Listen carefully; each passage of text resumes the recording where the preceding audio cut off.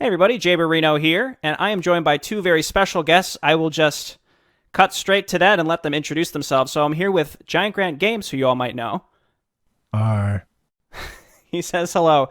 And the man, the myth, the legend who has brought us together today to ask questions about this most recently released custom campaign, it's the Oracle. Evening, folks. Yeah, so thanks for joining us today. We want to do a bit of a roundtable. Not so much a Q&A per se. We want to just kind of have a conversation and talk about UED First Light. And really to get us kicked off, I wanted to ask you really, how has the release been from your perspective? How's the feedback been? And have you enjoyed seeing other people play it? Yeah, so I will say it's interesting, and that's probably not the best word to use. There's been some things that very much went the way I had expected them to go. There's been plenty of things that did not. So in terms of the things that were not surprising me is it was very divisive. There's folks who really, really liked it, and there's folks who really, really did not. And there wasn't a whole lot in the middle where they said, "eh." It was really a passionate feel one way or the other from whoever engaged it, whether they played it or watched it.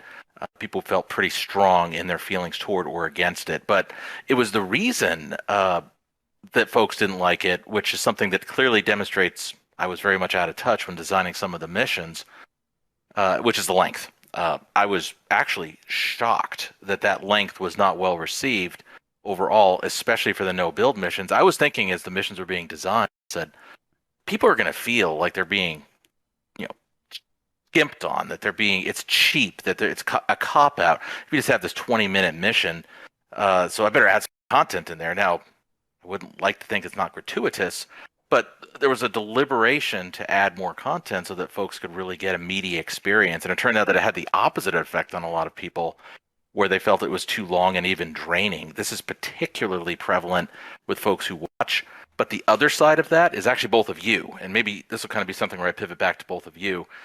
Both of you made different comments in passing when you're going through it, saying, "Oh, this mission's an hour," and that it's a real pain in the rear to try to edit that much content when a normal video might be half that length.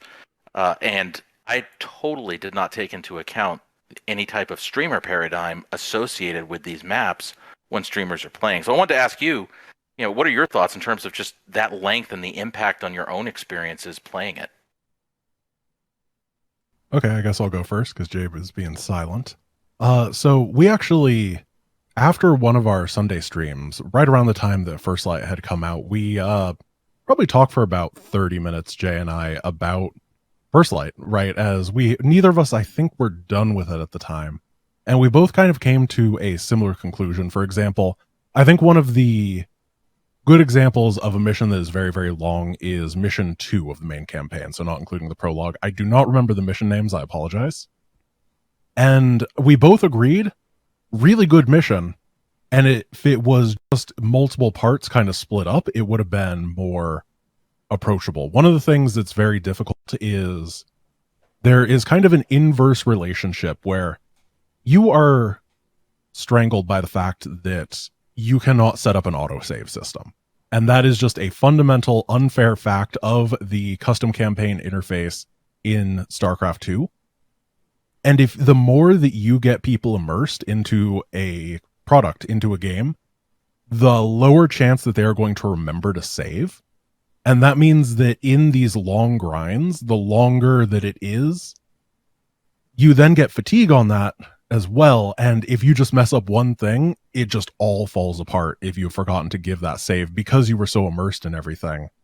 And I think that having those breaks as a result kind of allows a player to reset and remember those mechanical things going on. I think personally, if you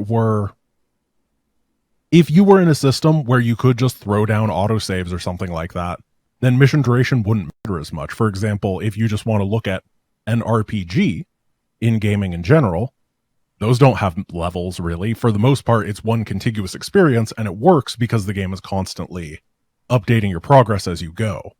However, RTS design can be very, very fundamentally punishing sometimes, and that can lead to moments of frustration where now instead of your memory on XYZ being, "Oh, that was really cool and I enjoyed it," it's, "Oh, I have to go do this again," if that makes sense. Yeah, totally. No, that's kind of exactly the feedback I was looking for. What about you, Jay? So I have a bit of a different angle, and this might be more along the lines of like the typical player, because I'm not a full time streamer, and I also have played a lot of user made campaigns, and especially those ones back from Brood War, where the missions do go for 90 minutes or more, and things like that. And it's not so much the length of the mission, but along the same lines as what Grant said, which is it's the expectation of doing it all in one sitting. I don't know why I feel like I had a higher tolerance for this in the original StarCraft campaigns, but from more of the player perspective, and not even the streamer side of things, is because I do this part time. I can't be a husband and have a career for like just part of the week. I have to do it all the time. So when I sit down to play this, I have to be able to do it in like relatively small chunks, because I can't just like do all the real life stuff in one part of the week and then do all the recording stuff. And I have to like be able to spread it out. So maybe from the perspective of people who might be a little older, who are just busier, it is hard. It's just a bigger commitment to be able to do one play session that's like, 3 or 4 hours long. But it's not like any missions were 3 or 4 hours long, but maybe that's just, as I've gotten older, I feel like I just am unable to play for as long. It's just my ripened brain. I don't know. But I agree with what Grant said. It's kind of a catch-22, because if I'm super immersed and it's something is really intense, like a lot of your campaign is trying to evoke a sense of semi-stress. It's exactly that mindset where I'm not going to think to save. The last thing in my mind is I need to hit Control Q, because it's sort of pulling me back out, and that's the last thing that your project is trying to do, I suppose. So it's kind of an interesting conundrum there. Another thing I would say is that I just keep going back to mission 2, because I think this is the one where a lot of people had that complaint. And that mission, when you actually play through it, if you don't have any resets, it does such a good job at being different event after different event after different event, to the point where it doesn't, or it gets a lot less. It's not repetitive. It might be a long slog because it is long, but it doesn't feel as long as it is simply because there's a lot of different things going on. However, that beneficiary experience is lost if you have to reload and redo the same thing, because it does such a good job at keeping the novelty going. But then the second time through, the novelty is always going to be gone. And it's just kind of like trying to rush your way through to catch back up, which is... it doesn't quite evoke the same emotion as Soul. Yeah, that makes total sense. Yeah, and again, there's both sides of the aisle, right? There's folks who adored every piece of it, and then there's folks, felt it was too long. The other thing that really surprised me on the length is that I figured, okay, someone plays through it a little while, they get busy, to your point, Jay, right? They got to eat dinner or whatnot with the family. They sat down for 15, 20 minutes. They save, they go eat dinner, they come back the next day or a day later and pick up where they left off. People were not doing that. When they sat down to play these missions, they would play them through to their own detriment, and sometimes take whatever hours it took to complete it. And I cannot, properly explain here the quantity of folks who messaged me directly, about the mission in the prison yard, where you're being hit from all sides for the better part of 35 minutes. And they were real frustrated with that, because they were not going to let that go until they beat it. Mm-hmm. And the mission itself, with the indoor and the outdoor portion, take 45 minutes total if you go through without a reset. That is something I did not expect, that there would be that level of dedication on a map. And I asked someone, they said, why wouldn't folks just save, go do something else and come back? And they said, because at that point, you lose awareness of where you were in the map. You don't know where people are coming from. You don't know where the enemies are positioned. You've sort of forgotten. So if you know-how right then and there, you can't effectively play it when you return. You have to start it all over. What are your thoughts on that? I 110% agree with that. So I do a lot of weird challenge run stuff, right? That's kind of like what my brand is built off of. And I can say that probably 80% of my resets happen right after I reset, if that makes sense. Like, I load a save and then I instantly fail to run again. Even if I had gotten significantly farther 5 seconds before that, because in an RTS, there's so much information that you have to be able to parse really quickly when you load a game state. And if that is not loaded exactly at a really good breaking time, then it is it's so hard to actually get your bearings back in a situation. And one of the things that I think UED First Light does very well is it doesn't have long periods of nothing. But that also means that it doesn't have those rest and reset areas. There's always a give and a take there. So I completely understand that, like, the prison yard is a great example of a mission, because I can't think of a single moment that there is to breathe there, which is exactly what it's supposed to be designed. And that's exactly how it's supposed to feel. But I would never be able to step away from it, because I know for a fact I would instantly die. You'd forget something like the air units would come in from the south side, and you'd forget that that's actually, you have your raptors or whatever in the area to deal with it, but you accidentally move them over because you forgot. Something like that. And then it just compounds. It gets more and more frustrating when you were actually in a good spot to begin with. That can be really tough. And then I guess one more thing is that users naturally have an inclination that the game is designed to be played in specific chunks just due to the mission system, if that makes sense. Because you are clicking on playing mission 4, then there is a inbuilt expectation that that is going to be a self-isolated chunk that is designed to be played in one set, because that is a perception built up by Blizzard through the 90 missions that they made in StarCraft 2. They built it to be very, very isolated chunks. So player perception or play style may have changed as a result of that over time, where previously it was these long slogs where people would save, they'd explore, all that kind of stuff like Warcraft 3 or StarCraft 1, but now everyone just believes it's going to be like the StarCraft 2 style, where it is chapters. And that actually brings me to a point, which, and it's not just here, right? It's really in life in general. I have found that people, self-included, are hardwired to give absolutely abysmal feedback. They know they do not like something. People generally have a hard time articulating exactly why that is. They know it doesn't resonate with them. They can't necessarily put their finger on what caused it. They just know it's something they dislike. In this case, let's talk difficulty, because that's another item both of you brought up on your streams. So the difficulty was it's too tough. But that really wasn't the issue. The issue was folks wanted to try it and couldn't, because just their perceived skill level of their own sense of self in the game was such they felt they wouldn't be able to do what was necessary, actions permitted or whatnot. But it took a while to kind of pull that out and extract it. You know, just saying it's too tough is one thing, but because they actually wanted to play and couldn't, that there's some type between resentment and disappointment, to where we installed that new difficulty setting, which should go out in the next couple days. Knock on wood. But that too is, I'm sure there's probably other Easter eggs like that out there that we haven't quite figured out yet, where there's certain things folks have expressed dismay with, but we haven't gotten to the root cause of what's really driving that. So in the meantime, hopefully this difficulty change will satiate the folks' desires who are interested in getting into it that haven't been able to. And then the other piece, as far as mission length and all that, lessons learned, right? It's not going to change this part 1, but definitely for part 2, we can take everything that we're planning for it, but be very cognizant of community expectations and make sure that maybe we can blend the two together in a way we don't sacrifice the vision of the campaign, but also adhere more towards community norms.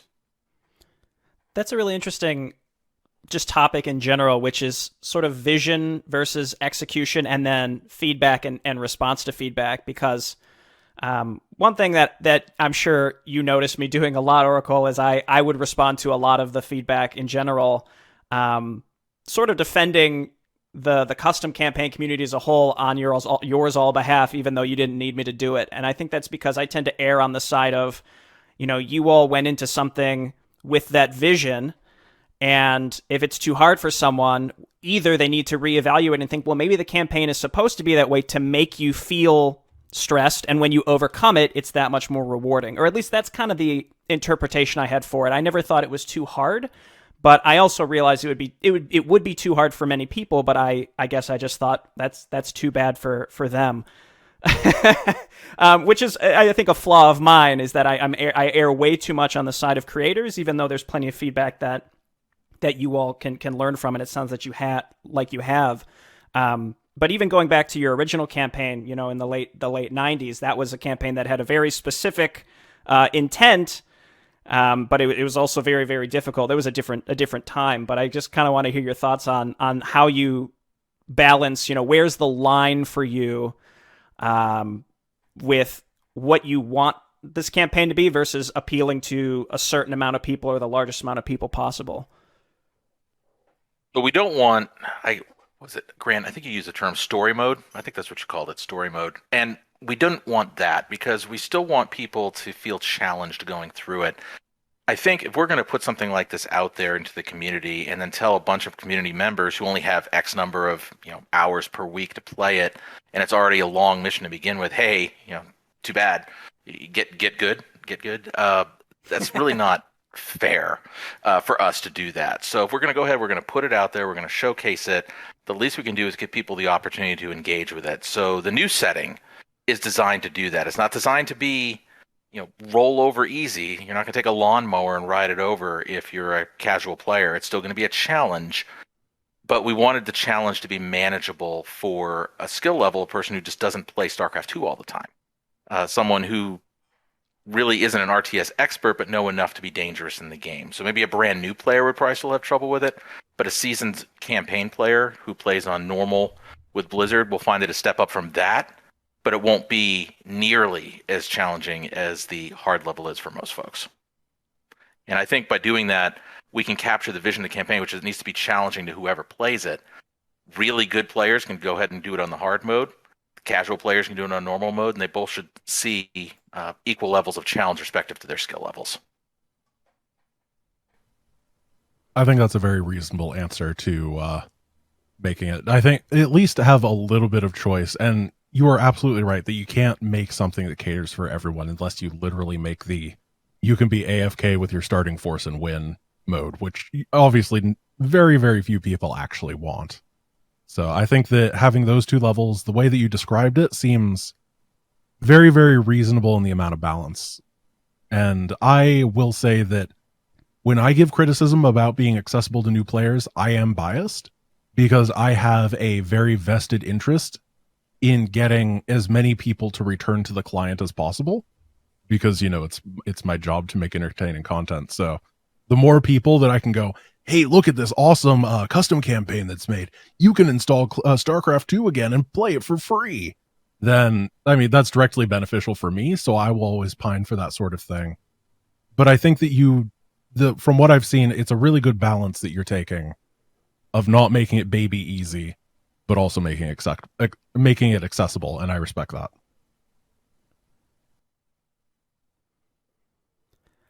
We use the opportunity for the feed. Oh, did I interrupt you, Jay? No, I was going to say we use the opportunity to kind of clean up some other areas of the missions to, leashed characters like Jim Raynor and Heart of the Swarm. It was not well received. No one really liked that mechanic. I actually thought they liked it because it was in the Blizzard campaign. I said, oh, they're going to love this. It's just like Jim Raynor and Heart of the Swarm. No, they did not. People just were actually very much against that. And so I ended up going back to the voice actor, said, hey, remember that character you voiced for us? Yeah, we need a bunch more lines so that we can have you person control a unit now with your voice on it.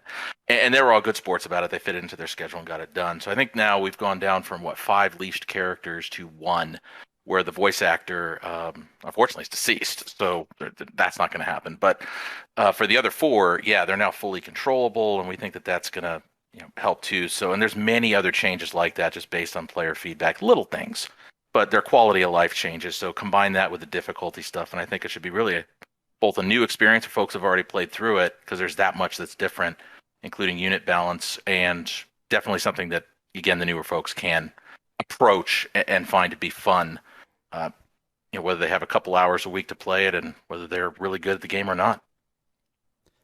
You brought up the voice acting, and I actually think it's interesting that you talked about, in order to make the leashed characters not leashed, you needed to get voice lines for them. It's sort of like a double-edged sword, you opening Pandora's box in a way, because I would imagine that having voice acting at this level of quality actually makes it so that your level designs can become less flexible after they've been planned, because if you have to change something, you may have had a recorded line that's referencing a certain unit type that maybe you needed to change, something like that. I wonder, did you have any instances like that where you realized that you wanted to change something but you couldn't because of the voice acting? For the most part, the actors did make themselves available. It may take a little while, but they did make themselves available to record lines ad hoc here or there as we needed it. But really, the best way to address any major story changes was to introduce a new character, and then their lines would specifically serve to fill in whatever gaps in the narrative existed. This is going to be particularly seen in part two, which has 3 characters introduced that weren't even part of the original script, because the story had to evolve in such a way as to support the concluding chapter of the campaign. I will say the one thing about it, though, that Pandora's box, so one of the leashed characters has a lot of lines in the campaign. This is Russell Peters, Sergeant Peters, which is on mission 2, now will also appear in mission 3 as a controllable character and some additional dialogue. Well, I lost the settings that I had in Adobe Audition for that particular character's editing, and when they're talking through their riot helmet and with the breather and everything. So I had to go back and not only edit the voice lines that I got from the actor new, but I had to go back and edit all the other ones too that I had from before so that they all sound consistent. Oh, no. Otherwise, it would sound different depending on whether you heard the old lines and the new lines. So, yeah, there's definitely a long conveyor belt of stuff that needs to be done and watched. And yeah, it'll teach me not to save these things more diligently in the future. That's interesting to hear about. I mean, the reason that I brought up the voice acting as well is it's something that is not really common in the custom scene, and I know exactly why. It's because it's not free and it's not cheap. Typically, if you get free voice acting, let me put it this way: there are times when I've had voice acting in campaigns that actually were detrimental to the immersion and the experience. But I think this is the only project that I played that I think reached a level where it truly added a lot. I don't think that voice acting in every instance is definitely a positive, but in cases like this, it absolutely is.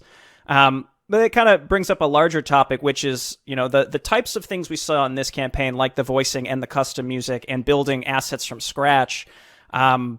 Like, this is a lot for a hobbyist project. I've played a lot across different games, and like this really reached a level of included aspects to it that just don't exist. And I think that's just because, again, as a hobbyist element, people don't have teams, or they struggle to work with teams when there isn't money involved. Things like that. I guess I'd love to hear the process of what it was like to get this started and the decision to get things of this level out there. I mean, we all got our passion projects, right? I mean, I could be doing this, or I could be putting a Kit Fox together in the garage for 3 years, which is an airplane you can literally make yourself and fly around. It's like a build-a-kit. Spend 3, 4, or 5 years making this thing on your spare time, and then you got an airplane that you can fly, a propeller plane. Just a friend of mine actually did build one of those, and at the end of it, there was a screw and a nut he had left over, and he did not know what they went to. So he had to go rip half the plane's fuselage apart to figure that out. But I mean, it's a passion project, right? It's, we all have them, and whether that is measured in dollars or time, it's something that you really wanted to do, and this is the way I felt it needed to be presented to the community, with voicing, with custom assets, so that it was not a unique experience, but an absorbing one, where the voices of the characters would allow a person to suspend a little more disbelief than they otherwise could if it's just text on a screen. And then the different assets would allow them to feel that, okay, this is specific to this story, and allow them to be further immersed in the story. That's why you'd have police cars, right? Futuristic police cars, versus just using a standard asset for that.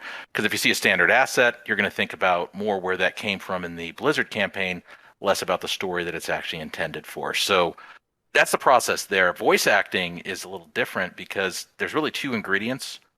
3, I guess. Number 1, does the person have a voice that is palatable to listen to over time? If they don't, no matter how good of an actor they are, or even how good the quality is on their microphone, you don't want them in there. And then number 2, they have to have good quality mic.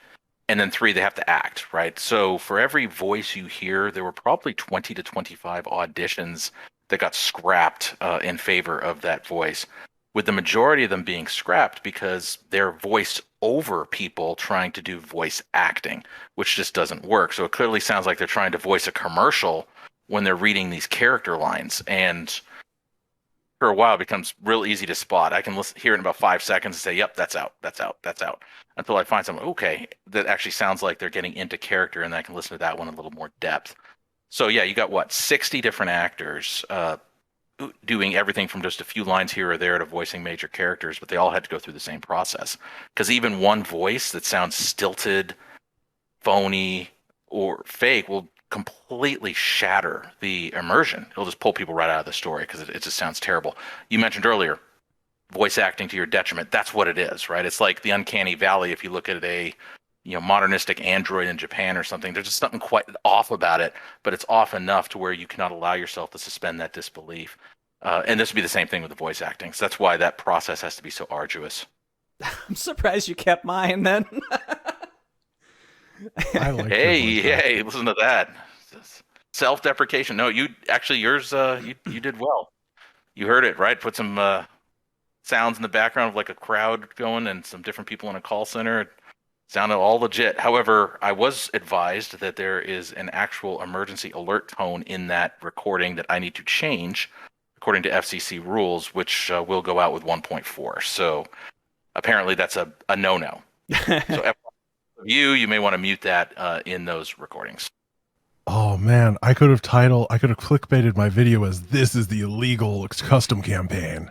Oh, I should have known that. That would have been great. It's the FCC video they don't want you to UED see. First Light.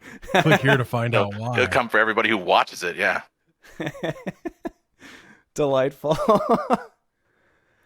Kind of getting back to the difficulty thing then. I know you had a team of people, like Alavice is really big with a lot of these projects and did a lot of testing for this, but I'd love to hear some of the quirks that maybe came out with testing, because so many of these, especially the micro sections, feel really tight with needing to use specific abilities. Like I imagine if you don't have something off cooldown at the right time, you definitely will lose. It feels like a lot of these were tested very particularly. Did you have any specific tales about the testing that you'd want to share? Not so much that. It was here. All right, so it's like moving. When you move, and I'm sure both of you experience this, you'll find that as you pack stuff up, all of a sudden you have all these trinkets and all this stuff, and you say, where did this come from? And there's another box that gets filled up, and you think, okay, that's everything. And then all of a sudden more trinkets and more stuff pop up. Where did this come from? And now you have another box that's filled up with stuff. And the testing was like the same way. So with testing, I think, yes, this is perfect. There's no bugs, no nothing. This is gold. And then they go ahead and they test it. Like there's a bug in 5 seconds. And Alavice actually is the person who showed me a very cool meme, which was you have a bunch of folks building a bar, and to test the bar's functionality, they have someone come in, order 1 ale, 2 ales, 5 ales. They order a lizard. They order -1 ale. They order 1,000,000. And they say, great, we're ready. Let's open. And then they open, and then the first customer walks in and says, where's the bathroom? And then the whole place explodes and burns down. It's the amount of stuff that I ended up with I guess the term would be developer bias, was staggering to me. And so there's all these things, all these bugs I just kept missing. And I think, okay, this is it. We got them all. Play it again. They play it again. Then 5 seconds later, hey, there's a bug. But, oh my gosh. All right. And then there's just tons of them, right? And it's just tons of them. So every time you tighten up a bunch of bugs, it's like more of them then suddenly bubble to the surface. So I think as far as testing goes, it was that. It's just the sheer number of them that presented. And then we all thought it was done, and we pushed it out in version 1.0. And then the community came back and said there's a bunch of bugs, because they're doing a whole bunch of things none of us did in playing through it, because we know the way it's designed to be played through. The community does not. The community goes off and exploring in some other place. Next thing you know, it's like this unfinished area of the map, and they somehow ended up over there. So I think as far as testing goes, it's really that evolution. Just no matter how far along you think you are in quashing these bugs, there's always more. And it's just a ongoing process versus something where you could say it's complete and finished and you'll never need to look at it again. That makes a lot of sense. That's about what I was expecting to hear. Just kind of a call to all you viewers out there. If you enjoy the stuff that I play, especially, a lot of these folks can use help testing. Like UED First Light had a wonderful team, and they spent a lot of time with explicit testing. And even still, when they released it, there was tons of stuff still to find.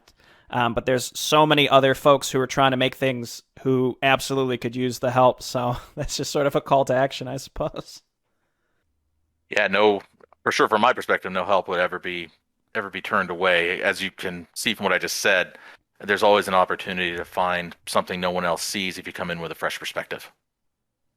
And it is really cool to see feedback that you give, or if you find a bug and then it gets fixed. It's actually very, very cool. I mean, even just making videos like I do, and I showcase stuff as I find stuff, and then it gets fixed. It's really an awesome feeling. I think like even some of the offhand comments I had made in regarding UED First Light, I noticed some stuff was changed, even though I wasn't saying you need to fix this, but it was like a comment I had made or an observation. Then it popped up in the next patch notes. That's a really cool thing to see. I'll tell you one thing, feedback that we got is actually from Grant here, right? So watching the video of Grant's playthrough of Outpost 497, and about 40 minutes into this map, he says, I have done everything I can do. There is nothing else I can do in this map. I built my 200 dudes. And he parks these 4 tanks along this road, along with the hero character, Myra Davis. And he takes his hands off the keyboard and says, observe, I'm going to take care of this wave of enemies, and I'm not even going to touch the keyboard. And I said, okay. As I'm watching him do this, and he did it, right? He did it. A whole wave of enemy critters just got vaporized, and he did not have to do a darn thing. And it's not the fact that he could do that was inherently wrong. It's the fact that it created a 0-hour scenario, which I never, ever want in any of these missions, where a person can max out to the point where they no longer need to take action to advance themselves in a mission is terrible. So it really indicated a major design flaw in that segment for higher skill level players, which has now hopefully been addressed. There's been some various tweaks to it. For example, Grant, now you have to build your supply instead of having it handed to you. Nice. Right, so that's one major change that came out of it. You start with fewer tanks and you can't build more. And that's just a couple things, whether that be normal or hard difficulty, you still need to do those. But it's more to just prevent players from ever reaching a point of complacency. And because the infantry units are small and they have a very high damage density and large concentrations, we had to introduce guardians to go ahead and fire on them from a distance so they couldn't just pound everything to dust going through the entrances to the base.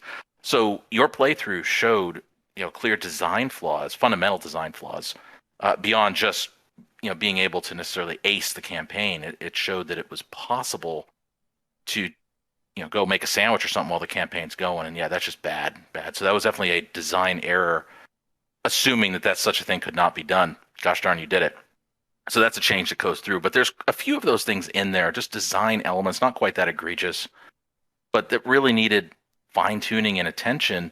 And it's definitely a learning experience for part 2. So we're very much looking to take all these lessons and infuse them right into the beginning with part 2. So it goes out the door with a lot of these elements in mind, rather than having to do them retroactively.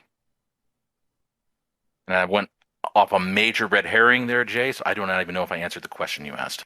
No, it did. I'm just making sure, I leave the space open a little bit if Grant wants to get in there at the end of any questions as well. No, I was just thinking about that tank part. I don't think I used Myra Davis because I was scared she was going to die. I would actually like to talk a bit about Myra Davis, though. And I think that probably the biggest feedback, I mean, it gets kind of memed a little bit, and by that I mean a lot of it. But the fact that she is effectively, could solo the Avengers. And I personally feel that as a result, she causes a bit of a ludonarrative dissonance in the campaign, where it is supposed to be this hopeless, it's basically hopeless, everything is impossible, you are dead, you are screwed. Here is your hero, where the only thing that can possibly get rid of her is a point-blank nuclear bomb. And I don't really have a question. I just, I figure that you get asked about this a lot, and I would like to give you the opportunity to talk about it if you have any thoughts. And defend what you've done or talk about anything that you think you would like to do better later, or if you could do something better, anything like that. Hey, first of all, I'll never defend. I love different perspectives and differing opinions, so that take it all in. And sometimes it's very useful, sometimes it isn't. Either way, I like to hear it. And I would love to also see Myra Davis in Heroes of the Storm someday. I understand as of today, in fact, Blizzard put a fork in Heroes of the Storm, saying there's no new content. But if they ever come back to it, try to get her in there. That aside, changes have been made to that character to address not so much the dissonance piece, but the crutch that she represented. It too much of a player's success relied upon this one character, whether it be in the second mission, which is the big long no build one, the outpost mission, which is now very much a build one, but was not before. Still, it was like, if she's not there, you lose. If she's there, you win. And while technically, yeah, the hero needs to survive, the mission should not have such a reliance on the power of that one character, no matter who it is, in my opinion. So a lot's changed. Myra Davis does have her grenades, right? The ultimate weapon against the Zerg, but they're now limited in supply. She can carry 3 flashbangs at a time. She has to go pick up more if she wants to have more. Same thing with the flame grenade. She can carry a certain number at a time. She has to pick up more if she wants more. Her armor's been reduced a little bit. Mission 2 has been changed.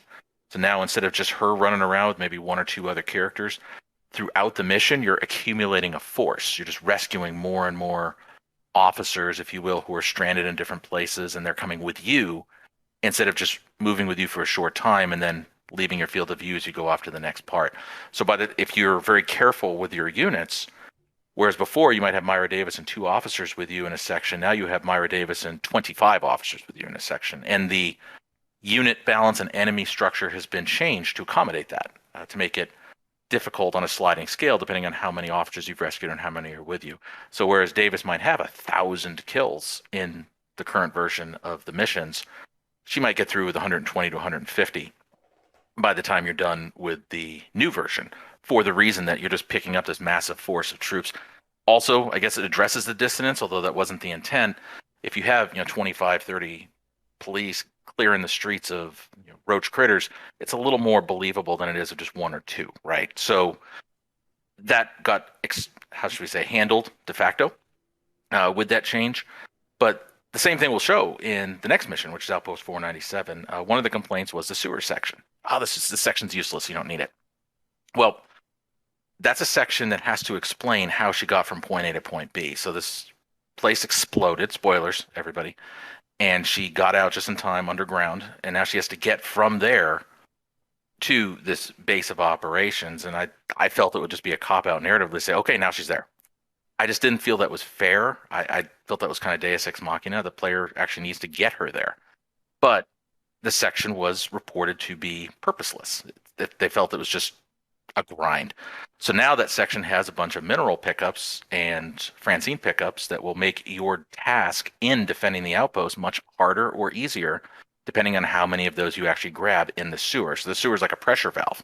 The more minerals and stuff you pick up, the easier that next section is going to be, because there's very limited resources there.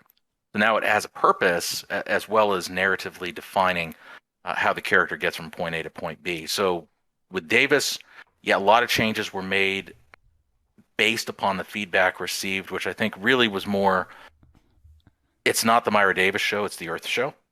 And people felt that as long as you have Davis with you, you can't lose. And that's just not something I wanted them to feel. I wanted to make sure that she will be a force multiplier, but not a force by herself. So looking forward to see if the changes we intend for that have the desired effect when this thing launches. I like that change. I think that's very subtle and clever. For both of the missions, actually. I was thinking mainly about the sewers when I said that, but I like both of those really do address that issue in a very nice way. It's funny you brought up Deus Ex Machina, because it feels like a lot of the dark tone of this campaign is specifically to say there isn't one. There's nothing coming to save you. And even, I played the original, so this is actually kind of a question for Grant. I played the original, so I knew going in that this is going to be it's the bad ending. Like no matter what happens, it's going to be the bad ending. And I'm curious to know, as someone who you went in and you had no idea where it was going to go, did that land at all for you? Like how did it come across? Did it feel forced, or like did Myra Davis make it too, kind of take it off the rails in that way, or how did that all turn out? So I wasn't entirely sure throughout a lot of it, but I was really hoping that they would go for the hopeless ending. And they did, and I was very happy about it as a result. Go for the kind of Rogue One vibe where, well, I guess Rogue One kind of ended up with them getting their job done, but everyone died. I don't know exactly how the entire thing will end, but I do like I like the direction that it went, and I was earnestly hoping that they would, because it feels like the most reasonable solution, or the most reasonable way things would go.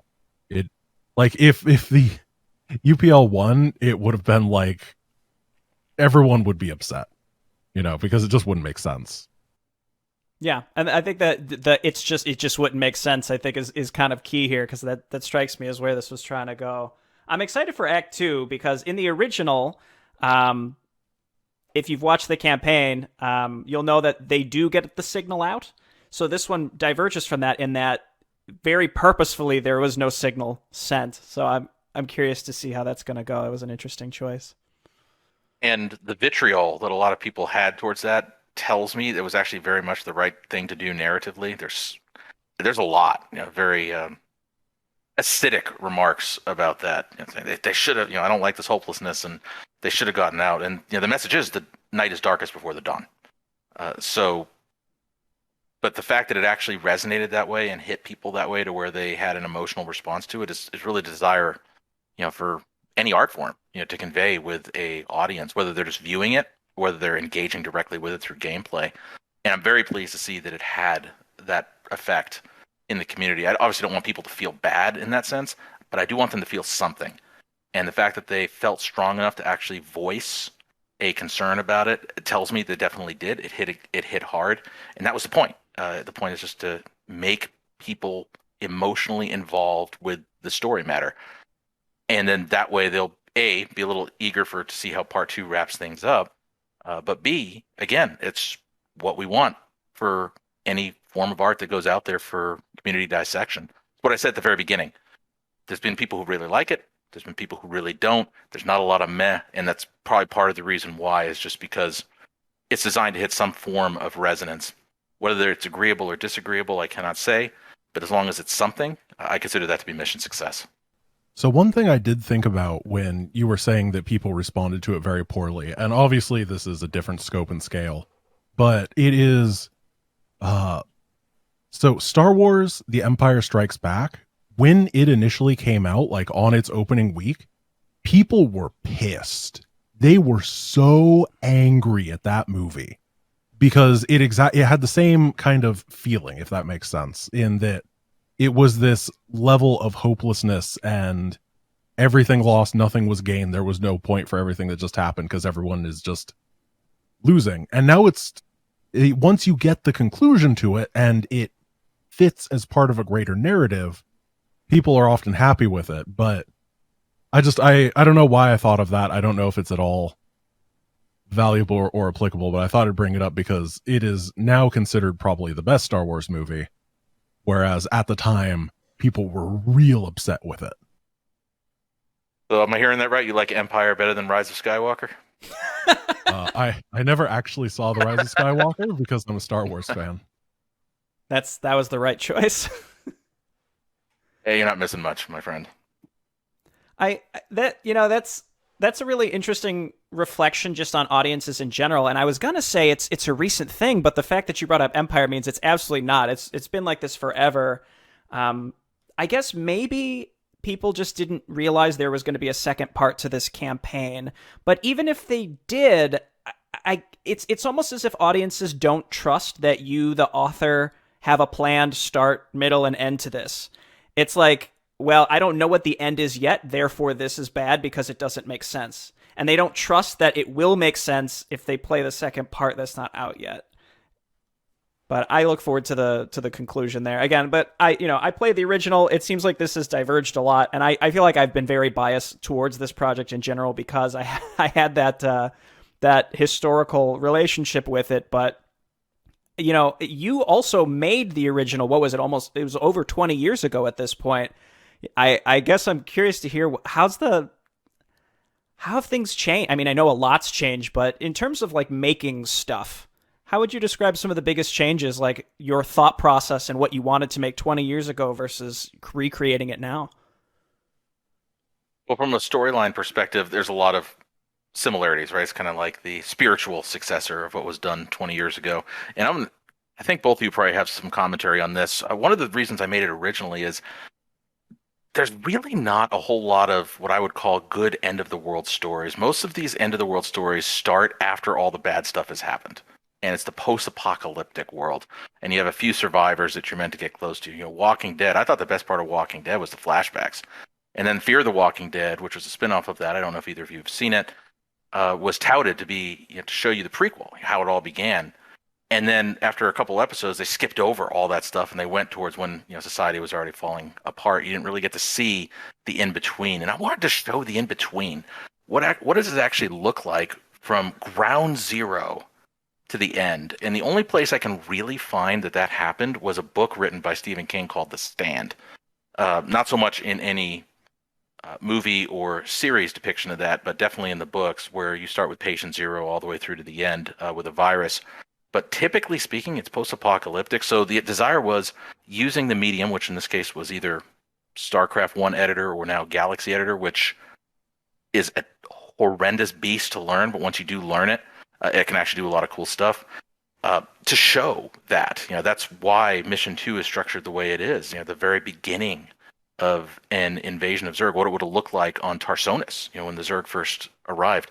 But just as most other storytellers do, Blizzard 2, they glossed right over the invasion of Tarsonis. One moment it's a heavily populated world with tens of millions of people, and then one mission later it's been invaded, overtaken, and it's done, right? You don't actually get to see what happened there because it wasn't important to that narrative. But it's something I always felt was something that doesn't really get a lot of airtime and deserves it. So whether the tools today do allow more expression, the access to graphics program, the access to voice actors, the access to sound production, the access to custom music, with the rise of the internet connectivity and the fusion of folks globally, it's made a lot of that easier. Whereas back in the late 90s, early 2000s, it was near impossible to be able to get this type of resource behind a campaign like this. So I was super excited going back into it that now we've got the access to do it right. So I think that would be the biggest change is we had the resources to actually give it the proper attention that, given my ability to go back in time, I would have given it in the late 90s, early 2000s when the original was made. What are your thoughts on that? Do you think that post-apocalyptic's the way to go, or do you kind of morose that more producers and movie directors and so forth don't cover the beginnings as opposed to the end of an apocalypse? I think that you are actually very on the money in a lot of ways. As soon as you start thinking about that, because I've actually been thinking about this whole apocalyptic thing a lot recently too. And one thing I would say is when you think about the lack of media for it, you're absolutely correct. So one movie that came out about 5 years ago that I don't even think was a great movie and was internationally beloved because it's exactly that medium is Train to Busan. I don't know if you guys have seen that one. Yep. Yeah, absolutely. And that is exactly what that is. And I think the movie is good. I don't think it's the greatest movie ever. And it was internationally incredibly well acclaimed and famous. And I think partially it was because you are correct. It was exploring a storytelling medium that is really underexplored, and it got people interested and excited as a result. And then I think also this might be a little bit of a weird stretch, but the entire storytelling way that FromSoft works in the Dark Souls and Elden Ring thing is it exists in the post-apocalyptic. However, when you are when you are going around and trying to understand the story, the entire point is you are trying to understand what happened to cause that apocalypse. And I think that also kind of works in the same way that it is not a genre that people do a whole lot, but when you can do it well, trying to figure out what is, or trying to tell a story during the apocalypse is very gripping. And it's getting more and more popular, I believe. I completely agree. I think, and Grant, you nailed it there. And because what it does is it brings out curiosity. The post-apocalyptic stuff can be interesting. I do agree it's been a bit overdone, but I think it can only continue to be interesting if you have your viewer, player, what have you, reader, asking what happened. And the fact that you can get people interested in asking what happened means that if you can show what happened as the other story, that just goes like that's what people want to see. That's what they're most interested in. And in this, in UED First Light's case, or in other narratively similar stories, it's that question of, well, like the person I thought who was the main character just got evaporated. The other two characters who I thought were the main characters, they just got overrun and it was totally pointless. Where is this going? Where are we going with this? And sometimes maybe the whole point is it's not going anywhere. But I personally really enjoy media that makes me kind of miserable sometimes. Not all the time, but sometimes. And I think that's very valuable, and it gives people something that they are not used to. The other thing, kind of on that note, that I had on my list was the differences between when this narrative that you made, again, 20 plus years ago, and bringing it now. I think we're in a very different media landscape. Whereas back then, this was pre-Game of Thrones being the biggest TV show to ever exist, right? Now, I think when you kill a character, a lot of people almost see it as a typical trope, and it doesn't even have the same impact as it may have back then, because now people say, oh, okay, you're subverting my expectations. Boo-hoo, I don't like this. They just did this because they wanted to subvert our expectations. I think we're kind of in this era now of that sort of armchair critique where if you can assign a trope to something, it's no longer good. And I don't know, I'd push back against that a little bit. I think that there's absolutely a space for darker tones, and I think at least with this project, I really appreciated it, and I think it harkens back to what people think the original StarCraft was like, which was a bit darker. First of all, you referenced Game of Thrones. Let's be clear. It's Game of Thrones seasons 1 to 7. I do not only Right. consider season 8 to be part of canon for that series.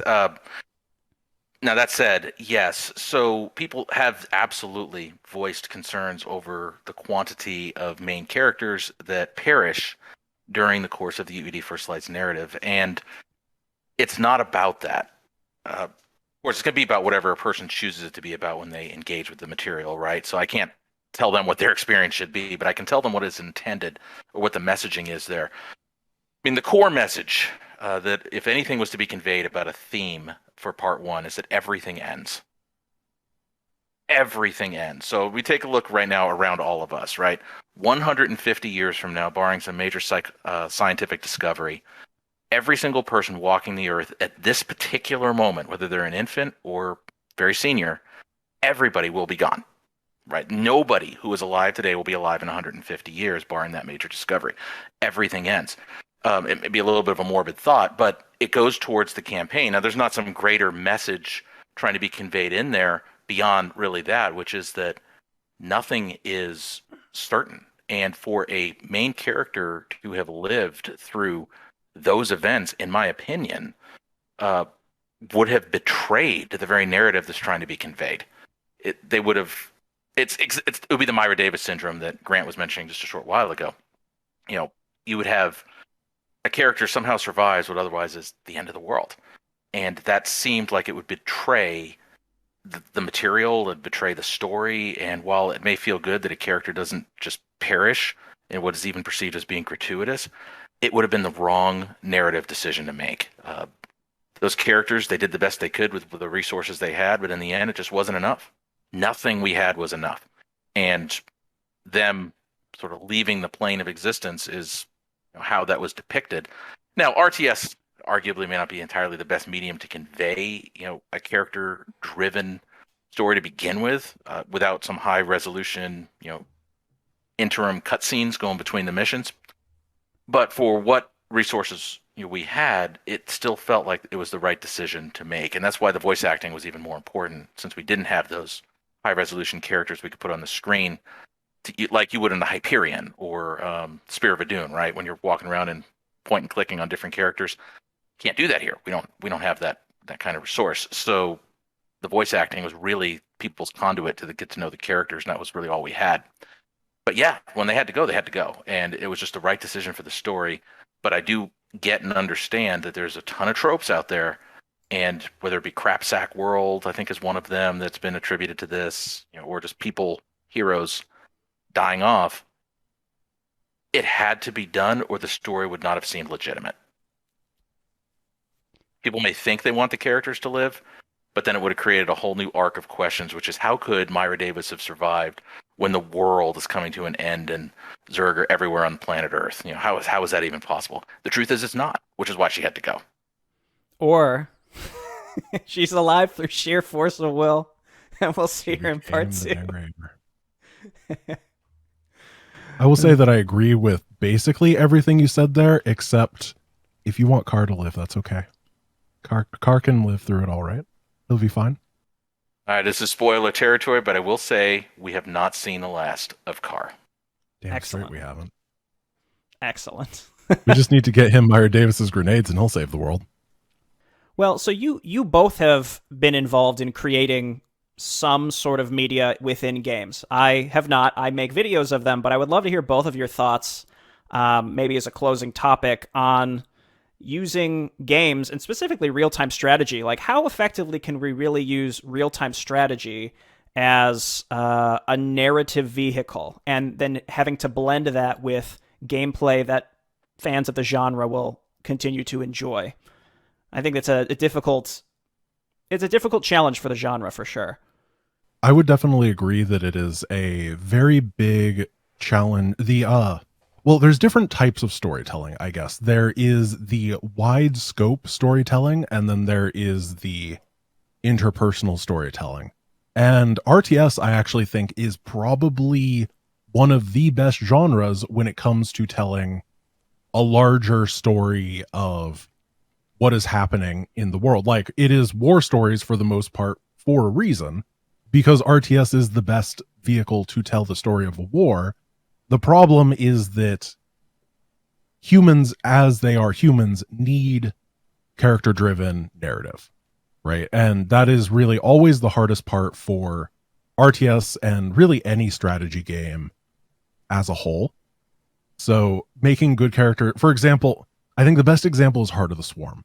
Heart of the Swarm, people in general do not think is the greatest campaign, because Blizzard was like, yeah, we need to do better at the character-driven thing, but it's so hard to do it that they didn't end up doing it great. And it is a really difficult genre to get that character-driven narrative as a result. However, when you were doing a story like UED First Light, showcasing the defense, the epic entrenched defense against the incoming massive slaughter waves of Zerg, there's not other great ways to do that unless you're willing to like make a movie and spend $100 million on CG for a fight scene that lasts, 2 minutes and 30 seconds, that then cuts back to characters every 30 seconds talking.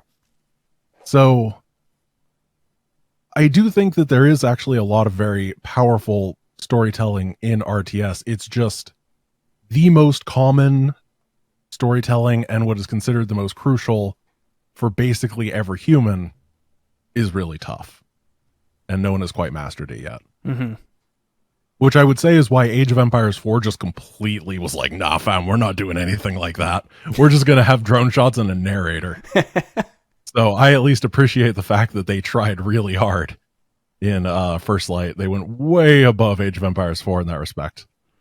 Well, maybe it's because it was a different time and our expectations were totally different, and it's pure nostalgia, but I think a lot of people look back on the original 3 campaigns of StarCraft pretty fondly, and it's literally just talking portraits. I still shocked at how fondly people look back on that. I mean, it wasn't fantastic, but it made people feel something. And I think that games in general, just a lot of things these days, really new releases, just it feels like they're not trying to do that anymore. I will say that I think that the existence of StarCraft 2 characters and all the dialogue and stuff that happened in the campaigns did improve our vision of the StarCraft 1 storytelling. Like, StarCraft 1 storytelling came out in a time that video game storytelling was a lot weaker, and thus it was able to stand out in a way. However, like, when you think of Mengsk, you don't just think of StarCraft 1 Mengsk. You think of a amalgamation of all the Mengsk that you have seen. And he gets a lot more screen time in StarCraft 2. And when you think of like the relationship of Jim and Sarah, they literally don't show any of that on screen in StarCraft 1. Like, when you actually go back and just play through the entire thing, it kind of skips around erratically and is hard to follow at times. So we definitely have some hindsight bias from another title existing in that regard. Absolutely. That's a good point. I think I look back at a lot of the negative feedback to StarCraft 2, and a lot of people compare it unfavorably to StarCraft 1. And in many ways, I think, like you said, people's StarCraft 1 thoughts are colored by the fact that they played StarCraft 2, whether they claim that they didn't like it or not. And there's definitely a different focus. So, as I said, like, the StarCraft 1 storytelling does focus more on that war aspect, on the factions kind of fighting each other type thing a lot of the time. And StarCraft 2 did try to make it more personal. And I would argue that, for example, Legacy of the Void probably has the best character development of RTS. You know, like the development of Karax from a, not an indentured servant, but someone lower on the caste system to being an equal to the greater people. Artanis going kind of from being a valiant leader to realizing that not just the Templar can do this, everyone has to do it. Phoenix going from thinking he is someone else to getting his own independence and thought of what is a robot's thing, all that kind of stuff. There's a whole lot of those storylines. But if you don't care about that and you actually just like the StarCraft 1 storytelling, of course you're not going to like it as much. So it's different things for different audiences at different times, and different expectations being put on them because it's 20 years later. I think so. Wings of Liberty is probably my favorite out of the three, with Legacy of Void coming in right behind it. And I think Blizzard did themselves a major disservice with the story. They could have made one change, and I think it would have had a completely different and very positive effect on the overall campaign, which is at the very beginning, they introduced who Tychus was talking to in the suit. And had they not done that, had you only found that out at the very, very end, I think that would have hit an emotional resonance that otherwise you couldn't, because you knew that was going on all along. But if you got blindsided by that at the very end in that last cinematic, I think that the entire tone of that whole sequence of missions would have completely changed. And when people said, holy cow, I cannot believe that. Because I knew he was a loose cannon, but they didn't know that necessarily about him. Whereas, of course, the way it was chosen to be done, you're tipped off about that before the game even begins, which there's no surprise there. There's no expectation to subvert. Which I would argue is part of the reason why Mission 10 and UED First Light got hit so hard, is because it subverted an expectation. The expectation being that all the actions the player has taken are going to amount to something positive, and they didn't. And in this case, the expectations are, the Tychus has come around. He's a good guy. Yeah, it's taken a little while, only to find out he's actually a lot worse than you thought he was. But that would be the moment you find out. And I think just that one narrative change would have made that so much more impactful than it was. Better is the wrong word to use, because it's good to whoever consumes the content, but it definitely would have been more emotionally impactful had they done it that way. What are your thoughts? I completely agree about that, and I would say Blizzard has always been very bad about their subversion of expectations in their storytelling. They tried it exactly once with the Arthas storyline, and everybody loved it, so they decided, nah, we're never going to do that again. And it's really a shame, because you were completely right about that. One thing that UED First Light evokes is a similar feeling to the first time I was playing through Brood War. And the Brood War story is really bizarre if you stop and think about it. But when you play as the Zerg and the one mission, and you watch the briefing of True Colors, and then the objectives pop up to kill Duke and kill Phoenix, I thought it's such a cool moment where you realize like, oh, like I'm not playing as the quote good guy. Like the protagonist in that I'm the playable character, but I'm doing what Kerrigan should be doing and her faction should be doing, which are killing these two people. And at that time, those were two, fan favorite characters. And the game just with no fanfare, no real build up. It's just like, kill these two guys. And I thought that type of moment is something that people consciously and subconsciously latched onto, which is that feeling of like, oh crap, that's what this game is because of the perspective switch. And I think that type of feeling could have come from, again, Tychus being being controlled or being forced to do what he had to do by Manx. If that was kept a secret, it would be that type of feeling, but instead it was given away completely. And when people talk about the darker tone and they want, they claim they want less character stuff, they want more, realistic warfare focused type stories, that needs to be coupled, I think, with these character focused links as well.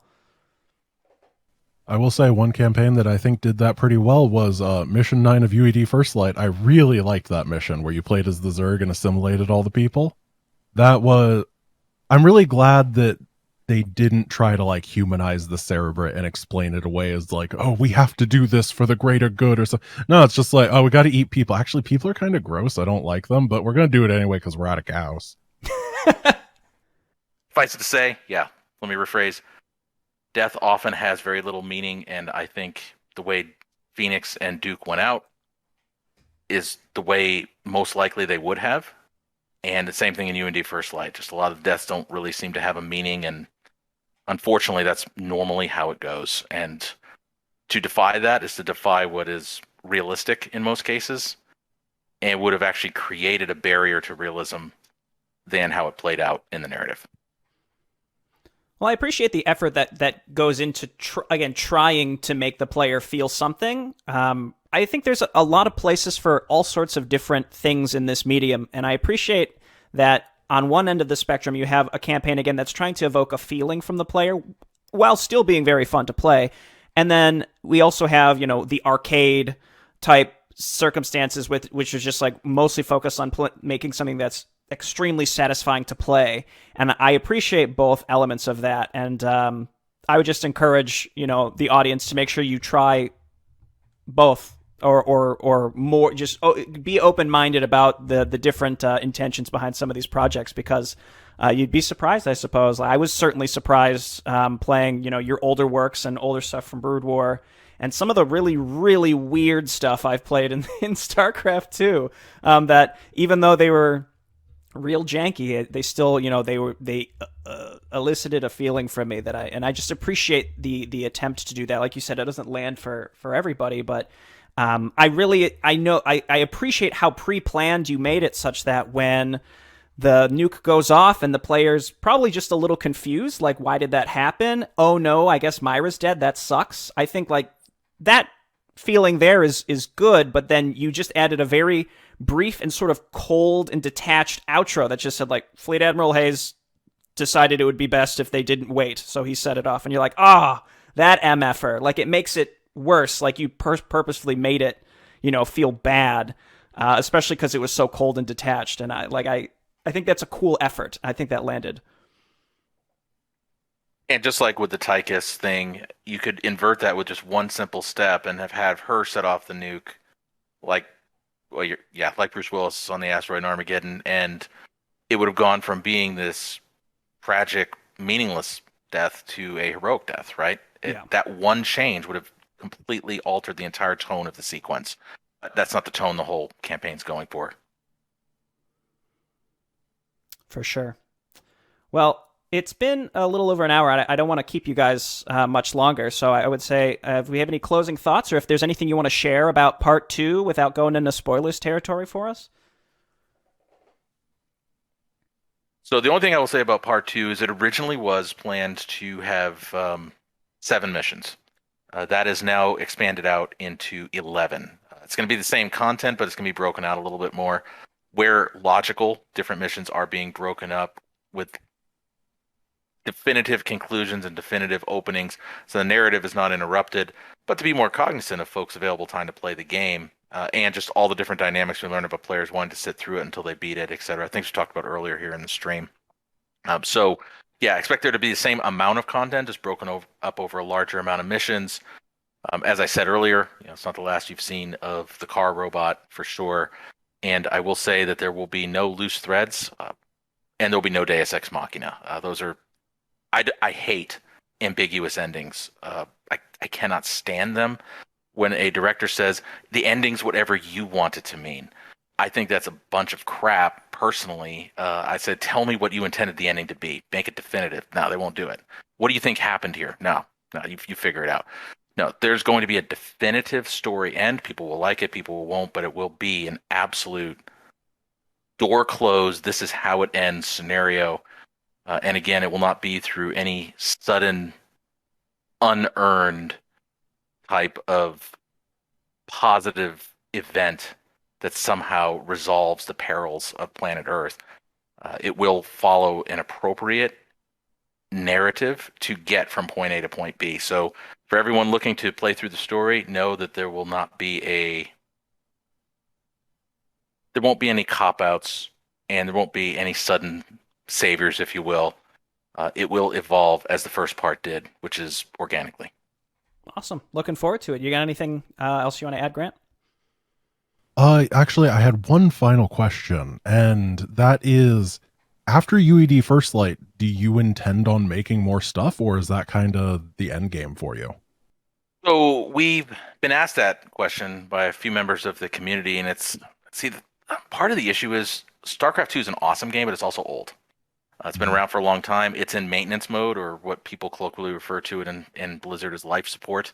So they're maintaining its current functionality, but no new content is planned. So that means if there's going to be any fresh content, it's going to come from the community to keep the community alive. It's not going to come from Blizzard in any type of theme park issuance. So we talked to the community and said, okay, well, these things definitely aren't easy to put together, right? There's a lot that goes into a campaign like this. So there are 2 additional episodes that have a story that would take place after all the events of StarCraft 2, all the events of StarCraft Evolution, the book StarCraft Evolution, and kind of pick up where all those leave off. But it's going to depend if does the community actually want something like that. That's putting the cart way before the horse, because we still have a whole part 2 to do for First Light. And my opinion on that may change by the time we're done and say, you know what, this really is it. We're not going to do this anymore. But if at the end of that we find that the community is really interested in that type of content, we would definitely consider it, I think, once I've had a chance to digest the full and complete episode 1. So short answer, we'll see. Cool. Very cool. Well, hey, thanks both for joining me. I really appreciate your time. I had a really nice time just chatting about this sorts of stuff. We could maybe do this again in the future, and I'm looking forward to part 2. Yeah, I just realized I could have probably cut this whole stream down from what it is to about 25 minutes if I had just answered in yes, no, and nice, short, very brief, and succinct responses. So thank you for indulging me as I went and rambled on and on.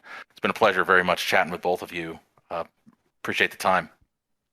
Well, I'm glad that you rambled on and on, because if you didn't, then it would mostly be a stream of me rambling on and on, so it would have been a bit embarrassing. Yeah, I mean, you did a Q&A on your Discord, and there were a lot of good questions there, but that's what that was for, was, going down the list. I was hoping we'd be able to just chat more on these topics, so I hope that folks enjoyed watching this, and yeah, I'd love to do more of this in the future. All right, well, we'll see everyone next time. Thanks again. Bye-bye. Have a good night, everybody. Bye.